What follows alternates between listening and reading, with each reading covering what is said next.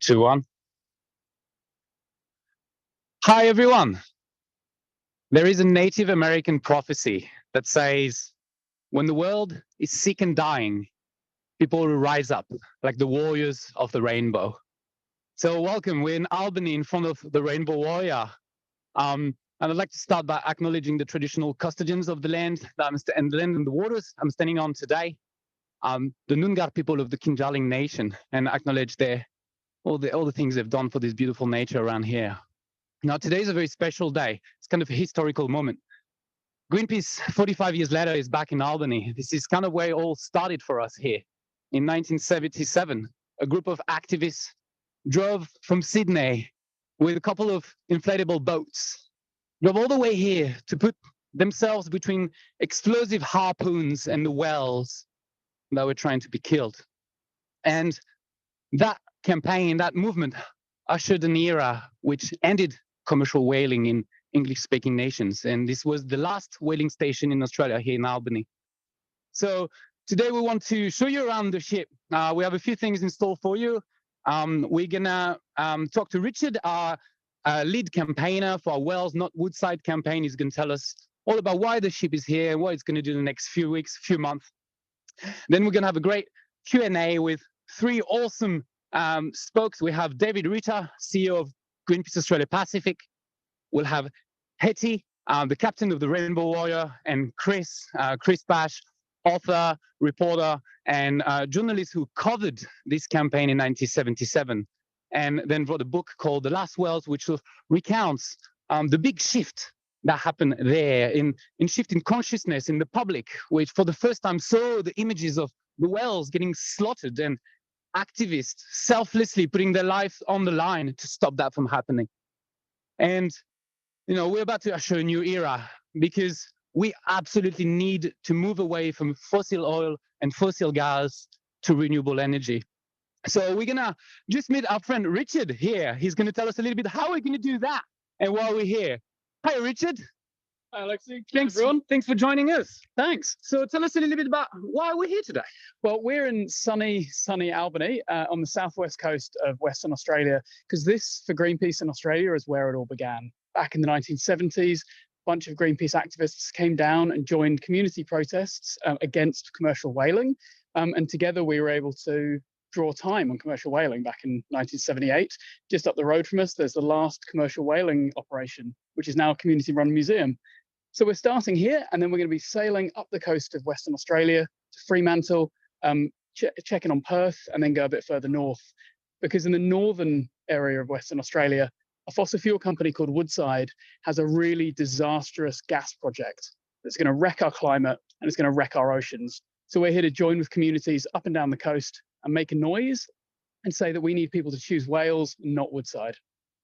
Amazing. Thank you so much, Richard. It's all going to be about community, right? It's all going to be about showing the beauty of our oceans, the uniqueness. I can't wait to see all the photos, all the shots, etc. Thank you so much. So now we're about to get on board. I think we're going to meet a few of the crew. We're quite lucky today. Now, if you've never been on the Rainbow Warrior, careful, it's kind of steep when you get in. You got to hold on. And please give a little bit of a shout out, some emojis, hands up for the cameraman behind me who's taking a lot of risks to do this.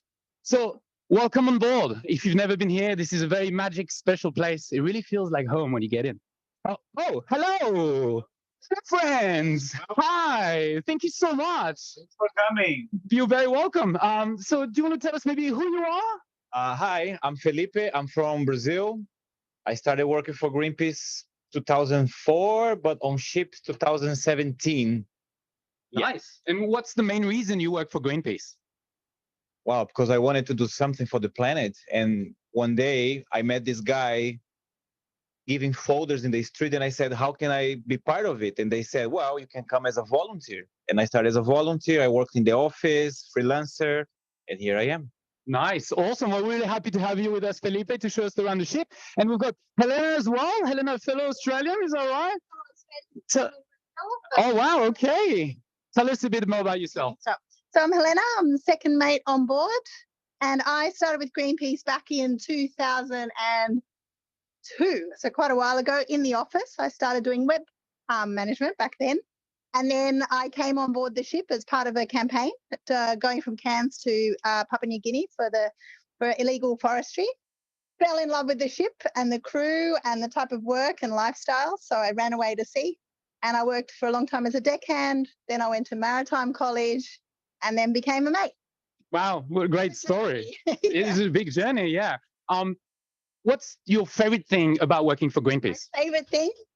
I think it's the internet, like the intersection between sort of connection with each other and also with the environment that we're in. I love the sea. I love the places that we go. I love the diversity of the people on board, the different cultures. Yeah, it's pretty special. It is, and we can't do any of these things on our own. So interconnectedness. That's right. The family. All right, well, let's go, shall we? All right, so we're starting here with the ribs. Now, I don't really know what a rib is because it's strange. It's called RHIB, whatever. Felipe, what does rib stands for? And what do we use them for here? Ribs stand for rigid hull inflatable boat because they have the rigid hull, and we use them for many things. For actions, of course, but we also use them for diving operations, to ferry people on and off from the ship, to get provisions, to aid for people, or many things. Nice. Do you also bring like scientists to places with those sort of boats? Yeah. We do hydrophone sounding. We do ROV operations. You know what is an ROV? It's like a drone underwater? Exactly. Nice. And well, lately we've been doing a lot of science work. Okay. Yeah. Awesome. Thank you. All right. So we'll move on. There's a workshop there I want to show you. One thing I want to talk about these boats and just the Rainbow Warrior in general is that your support enables us to bring scientists to places that could never go without us, where just normal scientific funded doesn't allow them to go. So we can bring research and science to places that are like unexplored before. Okay, so what is this? It's a workshop. It looks pretty cool. What sort of magic happens here? This is the workshop for the deck team. We call it the bosun's workshop. The bosun, for those who are not familiar with the ship terminology, is the one in charge of the work on deck. And here we have all the tools we need for our deck work. I mean, power tools, carpentry, wrenches, hammers, everything. Nice. Awesome. So someone you don't want to piss off, it's got all the tools. Right. Yeah. I mean, if you've been on the boat, you know, people are always working all the time. Careful, this is really steep. A cameraman's taking risk. If you've been on a ship before, you know that there's one rule, the most important rule. One hand for the ship, one hand for the microphone, one hand for yourself, right? So you don't fall overboard. It's easy now because we docked and there's not many waves, but like when it's tanging, you really want to hold on. There's a campaign office here where all our campaigners are preparing the things we're going to do in the next few months, how we're going to change the world. Okay, we're here next to some sort of cells and frame. What is this? It's massive. How tall are those frames? They're masts. They're our masts, A-frame masts. So this is a stay-sail schooner, is the type of ship it is. But it is quite unusual in that the masts are A-frame and not your normal ones that go straight to one. And why is that? That's because we actually got a helicopter deck and to facilitate having the heli hangar. So it was the design because this was purposely designed for Greenpeace and our needs. So Right, so it was custom made entirely. custom built in Germany in 2011. Amazing. And why did we have to build a new one? Because, well, the second one had pretty old by that point, and it became, it wasn't really seaworthy for our needs anymore. So did it become a floating hospital somewhere? It became a floating hospital, so it lived on for a bit longer. Okay. And became a floating hospital. Yeah. That's the Rainbow Warrior 2, which we haven't really heard about a lot. We've heard about Rainbow Warrior 1 a lot, and there's a reason for that. Australians, especially, and New Zealanders, remember in 1985. Now that's the year I was born. French Secret Services, two commanders went to Auckland and bombed the Rainbow Warrior, which careful. There's a lot of trip hazards here, and that led to the death of one of a crew member, the cameraman. And it sparked an outcry, international outcry, like people trying to silence people who are trying to save the planet. And so we had to raise funds to make a second ship. And it was all this one, the Rainbow Warrior 3, was all funded by you people. So just thank you so much. Like without you, we couldn't do anything, like literally. This cool thing here, it's a dolphin. It's a wooden dolphin. We're going to see lots of normal ones, but is there a story behind this? Yeah, I think it was built by a German, must have been some kind of woodworker, but I think it was an activist. And yeah, it was built and was on the old ship. And then when we took it off, it disappeared for a little while, and we found it again and restored it and put it back in here. And we actually opened it up. It has two halves, and inside was a little time capsule. Very nice. So we opened it up, and it had little trinkets and a song, a Bob Dylan song in there, and yeah, and now we actually put some other things in there. I can't actually remember what we. Very cool. A lot of famous artists have been on this ship, so that's something I like about this. Now, I just want to show you this here quickly. Yeah, be careful. Trip hazards everywhere. Well, I'm taking a little bit of risk, but you know, it's live TV. It's not actually TV, but ouch. Now, what do I want to show you this? That you can see through here. There's like a grid. What's the name of this area? Bowsprit. Say that again. Sorry. This is the bowsprit. Bowsprit. Now, when I was last on the Rainbow Warrior, which was between Sydney and Melbourne for a 2018 campaign to save the Australian bight and stop oil drilling there, we arrived in Melbourne in Phillip Bay, and there was just this huge pod of dolphin dancing, swimming, playing just at the front, like a movie. And I was like a child. Oh my God. Just amazing, fantastic memories. Another question just about this ship in general. So you've got sails, but do you have engines as well? We do have engine. We have the main engine, but we also have an electrical proposed engine. We call it e-drive.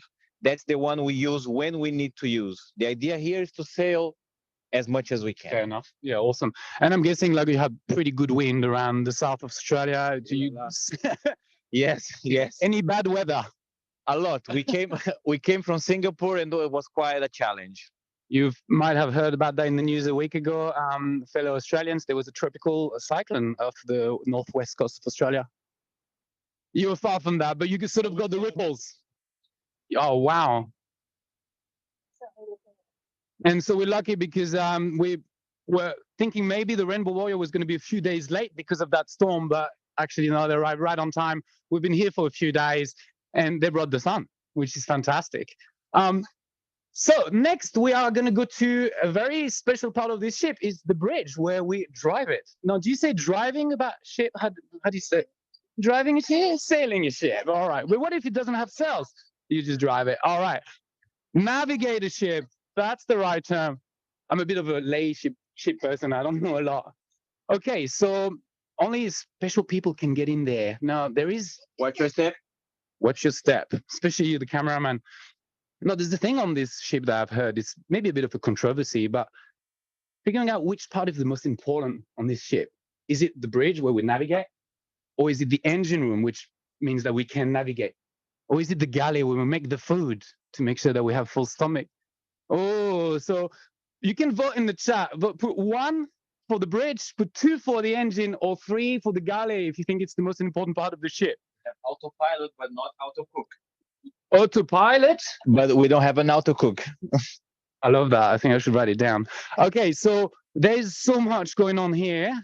Where do we start, Helena? Where do we start? Well, maybe we should start with the people that occupy this space. So we operate like most ships. We have a bridge team, deck team, and the engineers, and as we mentioned, the cook. And we also have a radio, ETO, communications person.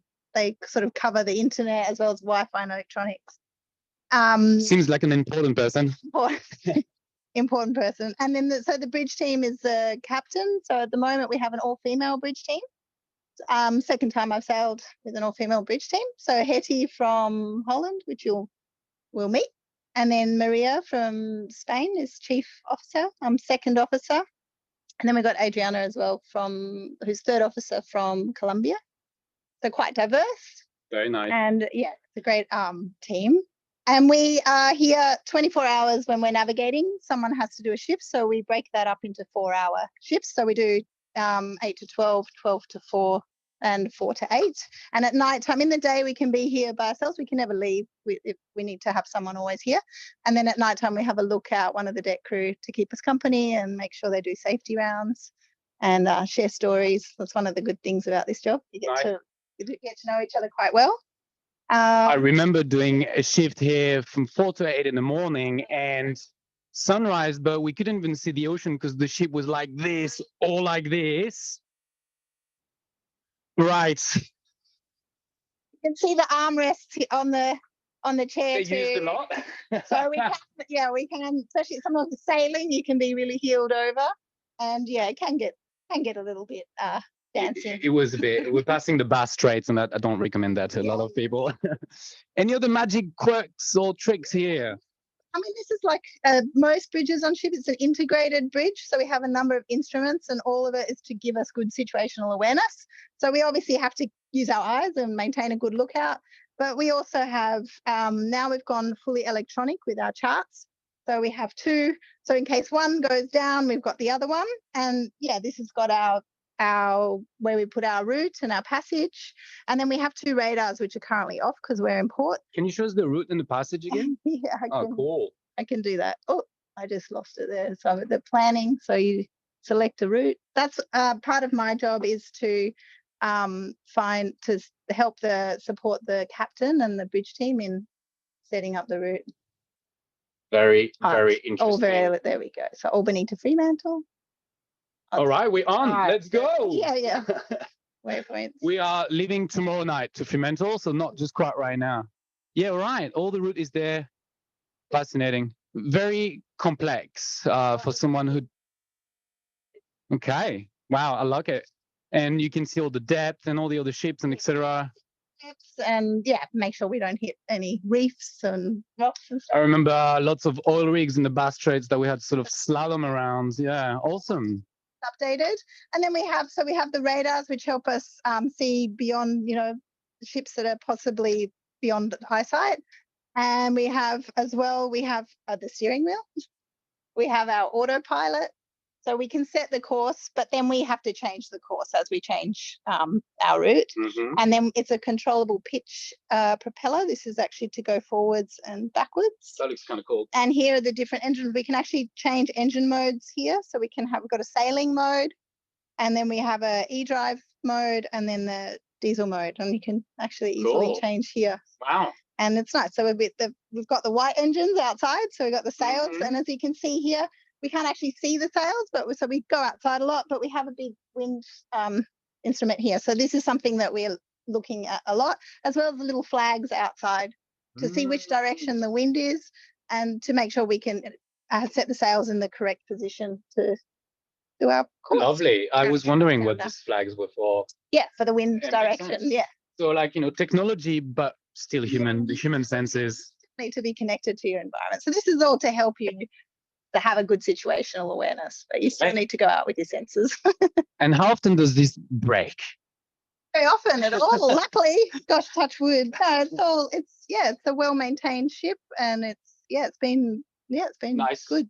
I heard maybe we have a great engine team as well, and we have good electricians, and so we're lucky. We're all supported. We support each other. So do you think maybe the engine is the most important part of the ship, the engine room? Nah, the bridge. All of it. All of it. I've heard a story about. So we ran open boats tours. We had some in Sydney 4 or 5 years ago. We have some in Albany tomorrow, and in Fremantle next week. And we had one day, and people came on board, and they come in the bridge, and the kids sit here, and then some kid did something. Felipe, do you have that story, or was it you, Elena? I can't remember. Okay, so tell us about that story. It's pretty quirky. We have an emergency button just here. Sure, I can show you. It's in case of piracy, or we need In case of piracy. help. Yeah, it's just here, and now it's got a cap. But before it didn't. So we were in Hong Kong, and this kid came here, and she sat, and we were taking pictures, and she kicked the button. And then in 15 minutes, the army came with machine guns, and they were asking, and I didn't know what was happening. It was my first trip. So the captain's cabin is just here behind the wall. So then the captain came and said, "What's going on? What is this guy with this machine gun?" I said, "I don't know." And then he said, "What is this kid doing on the chair?" I said, "Taking pictures." "Yeah, but there is the emergency button." I said, "I didn't know." So now it's got a cap. Good story. You learn and you adapt. Awesome. Well, thank you so much. We're going to leave you and just go downstairs in the galley, the mess, and sort of like in the belly of the beast. And then we'll see you back outside. Okay? Yeah. All right. So watch for your steps here. Very steep. More phones, more satellites. This is really cool. Life on board. All right. Admire the view. Beautiful Albany, the southwest of Australia, called the Botanical Province. did you know? But this there is the most biodiverse part of Australia. It's one of the 25 global hotspots for biodiversity. There's more biodiversity right there than in the Daintree rainforest. Pretty cool. If you've never been, check it out. There's giant trees, beautiful nature, so many black cockatoos. It's lovely. Oh, we are going the wrong way. Thank you, cameraman. All right, so it's ship, it's hard. Okay, so we come in here. It's kind of closed. So this is like a waterproof door. It's really heavy. There we go. Get in. Thank you. All right, so the belly of the beast. Watch out, very, very big steps. And this is to prevent the water from coming in when we ride in like this. Now I've got to be a little bit quiet here because it's a captain cabin and also where people who do watch sleep during the day. Very steep steps here as well. We're going down to what we call the mess, which is where the crew eats. And next to the mess is the lounge where the crew rests. Okay, so crowd accessing. This is a very important room as well. Just a quick glance. It's the comms room where all the tech, communication, Wi-Fi, satellite happens. This is Neil looks after this, and he's also a fellow Australian, and you don't want to piss him off because everyone wants the internet. All right, so the mess. This is really cool. It's massive. It's way bigger than it looks like from outside. When there's just the crew on board, there's about 15 to, oh, he's the chef. Hello. We're live.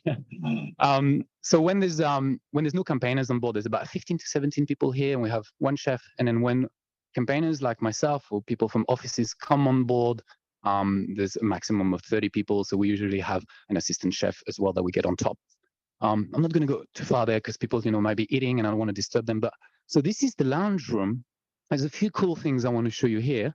Lots of musical instruments, relaxation, guitars, also lots of memorabilia and gifts that were given to the Rainbow Warrior by all the places that we visit, that we dock at, go to, campaign and change the world and protect the planet, such as, paddles from awesome parts of the world, beautiful indigenous woven gifts and artifacts. And there's even here, it's pretty cool. This is a photo of the Dalai Lama on board the Rainbow Warrior. And this here is a little piece of green cloth that the Dalai Lama blessed and gave to the Rainbow Warrior. That's the 14th Dalai Lama, by the way. So pretty cool, pretty quirky, very meaningful, if you ask me. Lots of beautiful, like indigenous art, etc. And the last thing I want to show you here is this. This is the wall of our fallen comrades. I'll just come around so the cameraman can have a look. Now, sometimes, campaigning takes us to dangerous places. There's always risks involved, and as much as we mitigate the risk as maximum, we always really try to take the lowest risk possible. Sometimes things happen. So we pay our respect to Fernando Pereira, for example, who perished in Auckland in '85. And there's a few other people as well who were with us in action and passed away, unfortunately. So we just want to pay our respect to that and remember them for their courage, their bravery. You can't change the world if you're not trying. You got to put yourself in the line. And that's why what those activists did in 1977 here in Albany is so amazing and resonated so much with people, because literally activists were like this in front of explosive harpoons. Like, they could have all died. They were ready because they believed that protecting whales, ending the meaningless slaughter was more important than themselves. So that selflessness is very commendable.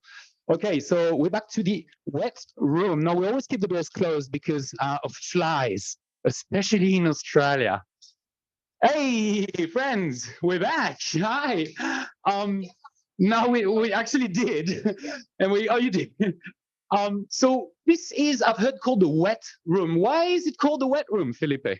It's called wet room because this is the place where we take the gear off when we come from the ribs, and the gears are always wet. But it's not only the wet room. Here we have also the cleaning material and some firefighting gear and the deckhands personal protection equipment. All there. Awesome. Yeah. So you come here, you get changed. Also, where you would get dressed if there was an emergency, etc. Life jackets. Yeah. Amazing.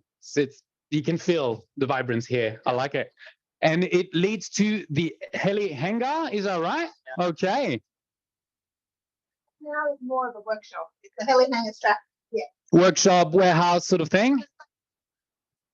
A lot of our. At the moment, we're in port, so we have a lot of stuff here. When we go to sea, all this will be lashed and put away to make sure nothing moves around. Here we have all the lifting equipment, and then we have special safety equipment. And then so with the helicopter, we don't use a helicopter so much these days. We have used them in fisheries campaigns and also for forestry campaigns. But now with drone technology improving all the time, we now use more drones here. So that this overwater, underwater, all sorts of things. Yeah, a lot of equipment. More fuel efficient. More space. And this is the outboard mechanics workshop for the rips, as you saw before. Nice. Yeah. Everything can be remade, repaired. You have to be fully independent, self-sufficient. Yeah, that's right. Like a little, I remember being here on the floor and repairing ropes. Yeah. Even it's like that's awesome. Yeah, and we're putting like firefighting hoses around ropes to strengthen them. Yeah, it was really cool. So that you always upcycling, recycling, repairing. Because what's the longest period you'd at sea at any given time, like without getting to land? Oh, the longest period I've had, I did a Pacific campaign, and that was almost the 3 months. So wow. I was quite happy to go back to land, and we were doing sort of a fisheries deep sea sort of campaign, but usually not that long. Usually It's like a couple of weeks. So you need all the food and also all the water. Do you want to tell us a little bit about water on board? Yes. Well, we have a water making machine, but we need to look after our consumption. We cannot just assume we can make all the water we need, but we do have a water making machine. Yeah. Nice. Awesome. So just like inland, respect water, respect resources, especially when you work for Greenpeace. On one of the most famous ship in the whole world, you've got to respect that, absolutely. So, yeah, this is the warehouse. So many things happen here. There's folded bikes up there. Yeah, and you sort of, when you come to land, you ride, you exercise, you run, you shake your legs. Yeah. I like it. Well, it's 2 little lasers. So these are little sailing dinghies. Oh, cute. Well. So kayaks, I've seen some places. There too. 2 inflatable kayaks. Yeah. Awesome. I love it. And you can actually put a helicopter here by taking the blades off and making it all narrow, and it works. Yeah. And well, that's kind of the end of our virtual tour with you. Thank you so much. Thank you so much. Thank you for your support. We wouldn't be here without you. Thank you so much. Thank you very much. Thanks, Felipe, Helena. Very lucky to have you. And we have a very exciting second part of this tour with 3 amazing people with us here. We have Hetty, captain of the Rainbow Warrior. Thank you so much for joining us. And Chris Patch here, author, journalist, good friend, all-around legend, really. And David Ritter, who I don't need to introduce, CEO of Australia, Greenpeace Australia Pacific. I am going to breathe for a second, and I'm going to ask you all who are watching us today to drop some questions for our 3 awesome guests here. So you can ask really a lot of questions about the boat, the ship, what we do with it. We can direct this to Hetty. Questions about the history of activism in Australia, Greenpeace, the campaign in 1977. What was it like to be with the whalers and the activists in between, and do all that with Chris? And then any questions about Greenpeace, Australia Pacific, our campaigns in general, what we're about to do in the next few months, and we can direct this to David Ritter. So I'm just going to pull out my live question feed to see if we already have some questions from some of you. And we actually do. And the first question is going to be to Hetty. Hetty, what is your favorite part about being on this boat? Why do you love it so much? I love it so much, I think, because we visit different countries where we campaign on different subjects. And actually, the main is about climate change. And I think we are a very good platform to enlarge the voices of the people all around the world, the local people who have their struggle with environmental issues. And I think that is what I love the most about it. Awesome. Thank you. It's like solidarity almost, like we're all together in this, one earth, one planet, one heart.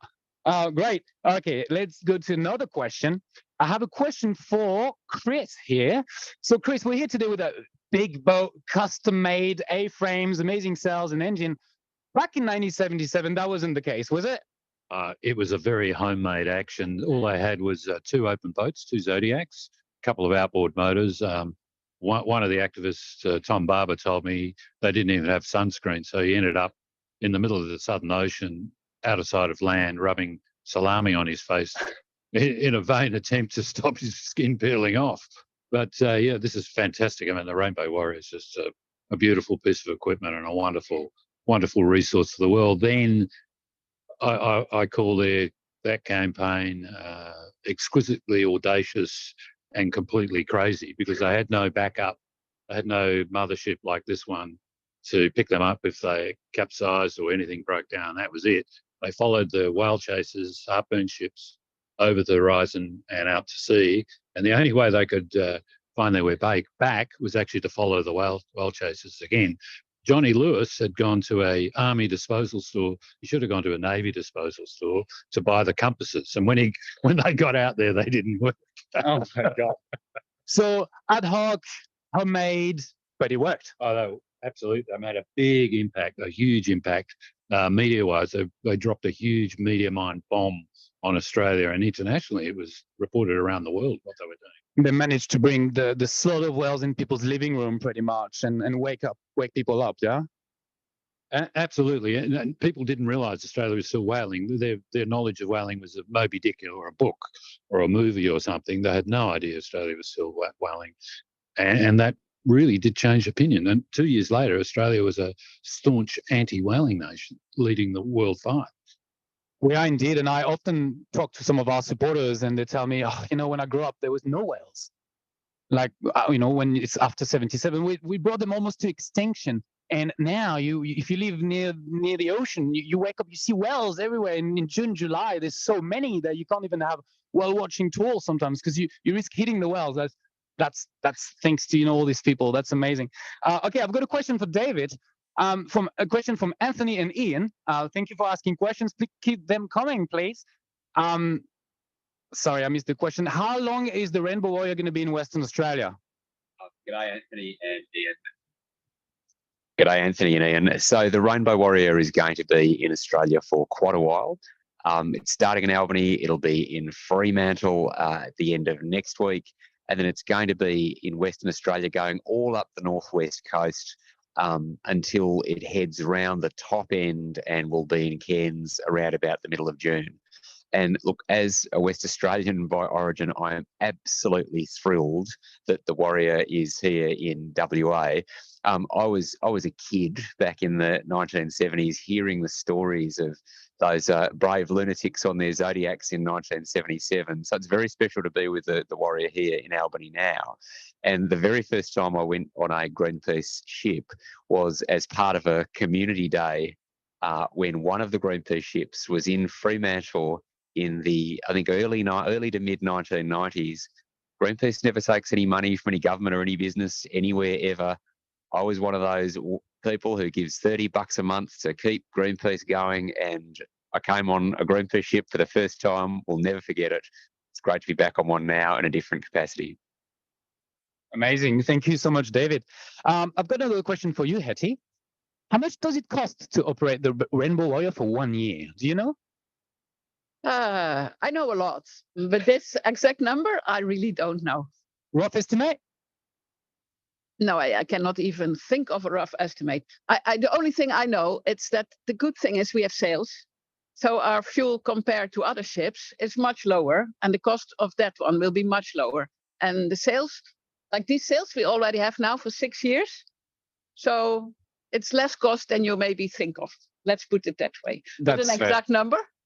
No idea. The one thing we do know, though, is that the Rainbow Warrior can only be run because of all your support and because of the financial support of all our supporters around the world. We are, like David said, we take no money from government, no money from any corporations around the world, entirely funded by individuals like you, like me, like all of us who care about nature. So that's really important to remember. This is your ship. This is our ship. Awesome. So I've got another question for you, Chris. What is the biggest highlight of being here? You were a young journalist there. How old were you then? I don't like to say, but Okay. but I still had pimples, so very young, very young. What's the most striking memory from then? Wow, striking memory. I remember thinking how crazy they were, and I remember talking to Bob Hunter, the first president of Greenpeace, who came here for that campaign, to head that campaign, and a Canadian. And I said, it sounds pretty dangerous and perhaps it could get violent. He goes, we don't do violence. We're peace crazed. And that's stuck in my head ever since, because the peace in Greenpeace is very important. So we don't do violent things. And he was adamant, we are peace crazed. And I can imagine he would have had a few tensions with sort of a bunch of activists. No one knew them here, came here and be like, we're going to stop whaling. And there was a lot of tension. Yeah, today I walked onto the Rainbow Warrior and looked out, and I didn't see any pitchforks. Back in 1977, they didn't exactly have pitchforks, but they, for example, refused to service a car, put petrol into a car because they saw a Greenpeace sticker on the car seat. They were approached some of the activists were approached in an apartment.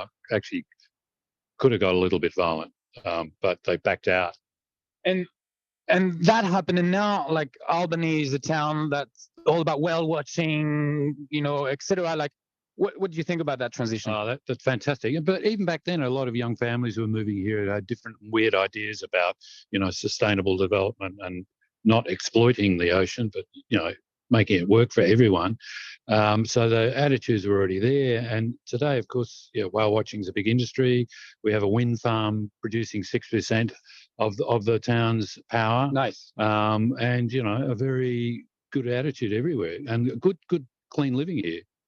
And I mean, the reception we've had here has been amazing. Like, we had sea shantymen come on board. We have just locals lending us their car to help us, volunteers all over. We're absolutely blessed. Thank you so much, community. We couldn't do it without you. Okay, I've got another question for Hetty. From Mark, thank you so much for asking questions, all of you. If you're on Facebook, you can just drop it in the chat. If you're watching us on Zoom, you can use the Q&A function in the box and we'll answer your questions as soon as we can. What's an important leadership tip to help make sure you succeed in the effort as a team on the boat? For me, being on a ship, normally in a ship, you have a big hierarchy. Top down is normally the leadership. It's the thing I don't believe in. If you need to, for safety, need to lead top down, that's no problem. But most of the time, I really like to have a leadership like horizontal, because the more people you get opinions about, for me, the better, because then you can make the best decision. And it's also, you encourage your team to work together as a team. So this is what I strongly believe in. And I think on a ship, it is possible, top down and horizontal. I really believe in that. Thank you, Eti. I love that. And from what I've seen and lived on the ship, like, good communication is very important as well. We all live very, very close to each other. We share toilets. We have our own sort of shower for two in the room, which is really lovely. It feels quite luxury, actually. But yeah, you share everything else. You eat together. You live together. So you got to make sure you get along. And just following up on that, how do you generate electricity for the engine? We have we still using diesel. We are really developing and trying to see what other fuel we can use. But at the moment, we're still using diesel, and that we just have a diesel generator. This is for actually for our electricity on board, but we can connect our diesel generator to an electric drive, e-drive, and then we can, when we sail and we need to speed up a little bit, we just use a little bit e-drive, and with just a little bit of fuel consumption, we can increase our speed, and it's really economical. Thank you so much. Awesome. I've got a question for David Ritter here, which is, so 45 years ago, we were here, studied a bit of a legacy. Do you want to tell us a little bit about that legacy and what it means today? I think Albany and what happened in Albany 45 years ago continues to be a real inspiration and really at the heart of Greenpeace in Australia Pacific. because you look back on what happened here when, you know, a community and a mixture of, as Chris has told us, a mixture of some folks coming in and some folks who were here, and that extraordinary effort in saying no to commercial whaling. And then, as you said, Alexi, the great whales that swim past every year, and what that tells us is about the power of human beings to stand up and make the change when we are heading in the wrong direction on something like we were on commercial whaling. And it also shows what happens when you give nature a chance to resurge. And that's what we now need to do. I mean, we've given nature one hell of a kicking across the world, and we actually need to give nature the chance to resurge. And so that lesson, that is the true legacy of what I think happened in Albany. And every year those whales swimming past, as you say, every year that is a journey of hope and a journey of showing what is possible. Thank you, David. And just following up on that, you know, we're embarking on a big campaign here. Wells, not Woodside. We want to create a new legacy. Do you want to tell us a little bit about that? Well, back in the day, 45 years ago, commercial whaling was this primary threat to the whales of the world. And thankfully, we have put that threat almost entirely behind us worldwide. But there are new threats to whales and to all marine life, to the extraordinary wildlife of the oceans, to our beautiful coasts, to our reefs and all the rest of it. And one of the biggest threats in Western Australia is the plans of Woodside. Now, Woodside is a massive oil and gas corporation, one of the 10 largest in the world, and they are planning a truly monstrous expansion of their gas mining and processing operations off the northwest of Western Australia. So this tour is all about celebrating the wonder of West Australia's coasts, our wildlife, the creativity and the determination of Western Australian communities. But it is also about highlighting this really dreadful threat to Western Australia's ocean wildlife from Woodside, and to say enough is enough, that the monstrous expansion plans of Woodside should not go ahead.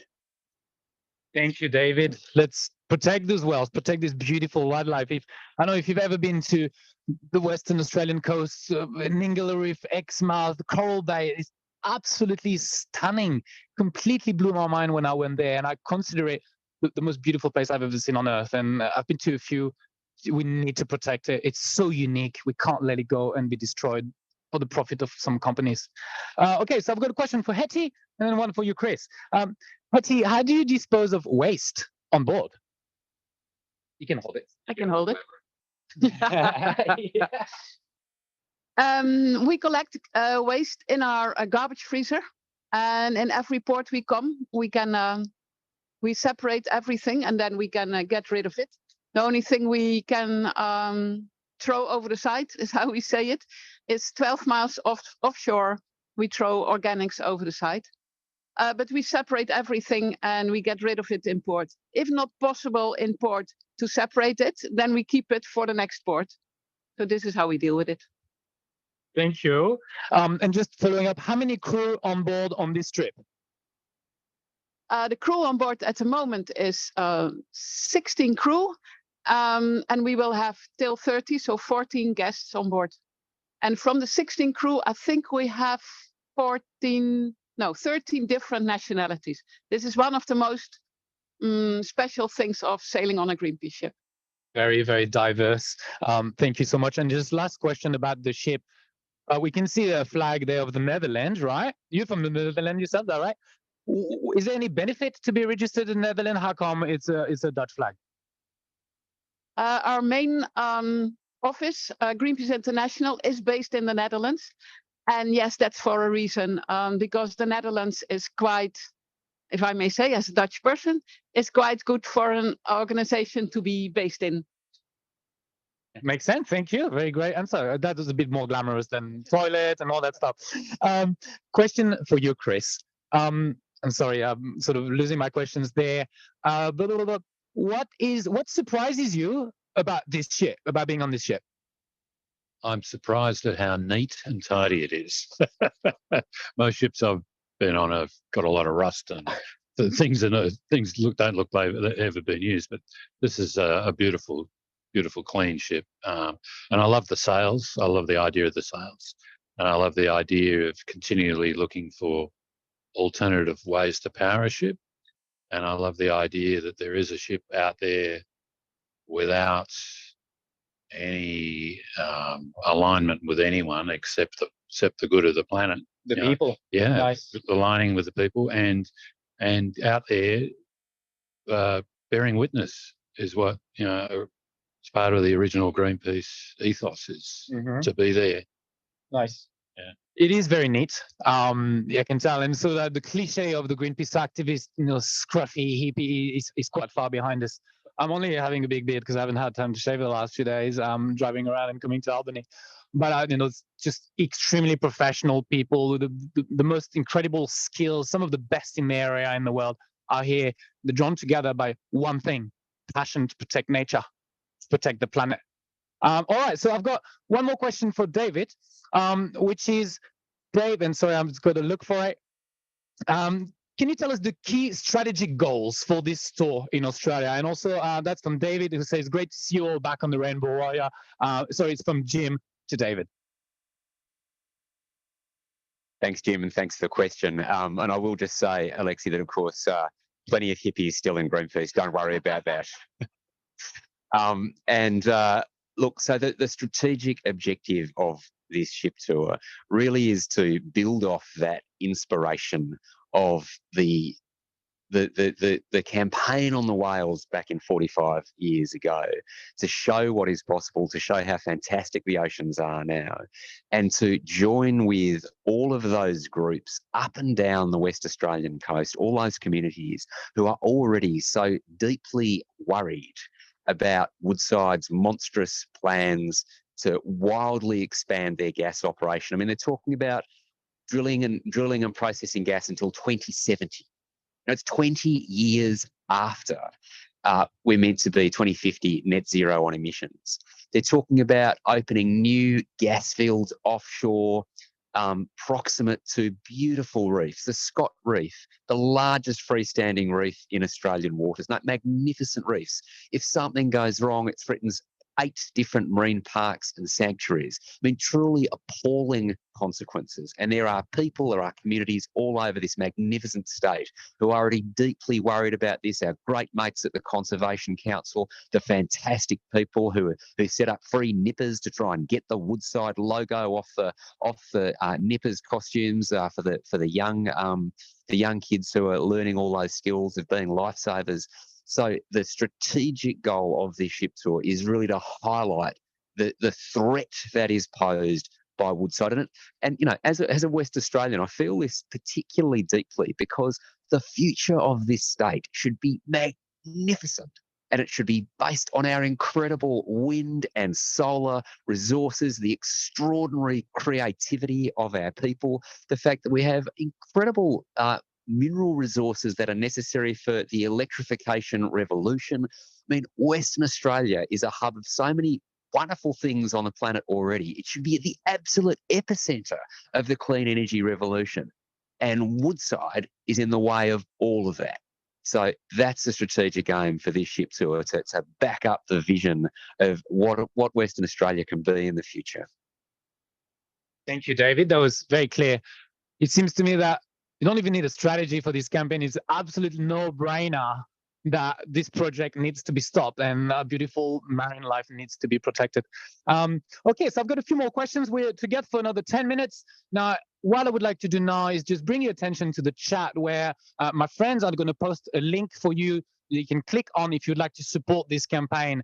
Help the whales, help out whales, not Woodside campaign. So click on the link. You can help, you can donate, you can become a regular supporter. That would be absolutely fantastic because it's the only way for us to run this campaign. The only way for us to protect nature is with your support. We cannot do it alone. And also, please share, like, subscribe. Scroll to the bottom of the page. You've got Instagram, LinkedIn, all these links. And please put the hashtag Wales, not Woodside. We'd really appreciate that. Thank you so much. I'll talk about that again in 10 minutes. That's my job. Hetty, a couple of questions for you related to the ship. First one is, what is the length and the breadth of the ship? The length is 62 meters, and the width is 11 meters. So it's quite a big ship. Quite a big ship. And I've seen the crew doing exercise and using lap rounds. I think the record is like 100 or something like that. It's quite a lot. Yes, fantastic. Thank you so much. And then another question is, are there any countries that you don't go to or can't go to? Yeah, there are countries which makes it difficult to go in. And I think we all can think about some countries. But it is also very much depending. I remember once we were close to Indonesia and we were not able to come in. They didn't allow us in. We were there at anchor for a couple of weeks waiting. Okay, then we left. But a couple of years later, we were even invited into the country. So it can change. So never forever allies or forever enemies. Everything's changing, and it's all by nature. All by nature, everything's changing. Amazing. Thank you. Is there? Do we have large solar panels on board? No, the bad thing of a sailing ship, and especially a sailing ship with this mast, is that it has shade all the time. So unfortunately, we tried. We tried on the top of the heli hangar. We had solar panels. Then also we went to Korea. It started freezing. In the Netherlands, I don't know here, we had bike paths from solar panels, but once it starts freezing, they broke. Maybe the development now is better and we should try it again. I can bring it up to my boss. I mean, it's a good point there. The cells do make a lot of shade. I didn't think about that. Good point there. And then we have last questions because we're going to time. I'm sorry, friends, time's just running so quickly in such good company. And the last question is for you, Chris, is do you have any words? What do you think about this campaign we're about to embark on, like carrying on that legacy that started 45 years ago? I'm very grateful that you're there and doing it and bringing attention to this part of the world. I mean, it's very hard. It's a remote, the Northwest. I worked up there as a teenager for a while and there's no one there. Anything can happen in dark corners if we don't shine a light. We say far from the eyes, far from the heart. It's a big problem. And so we want to bring that to people's homes, people's brain, make sure they know what's going on. You can't just keep hiding it. We're going to make sure you can't hide it. Well, that's the end of our awesome virtual live tour. Thank you so much, everyone. I would like to remind you to click on that link, share, like, subscribe, #Wales Not Woodside, and please donate, become a regular supporter. We cannot do this alone. We love you so much for helping us. We've been doing this for 45 years in Australia with your support, and another 45 years with your support as well. Thank you so much, everyone. Have a great afternoon. Bye-bye. Bye. Oh, wait. Because before we leave, Charlene is going to put the polls on the screen. So please fill the poll, answer the question. They're really sweet. Did you like that event or not? Would you like to see more of those events? Click number one. So my manager is happy about me. I'm just kidding. Yes. So yeah, just please fill in these polls and then you just go on that link and share with your friends. #Wales Not Woodside. We'll just let the camera rolling. I'll just turn the microphone off. Alexia off. I think you're fantastic.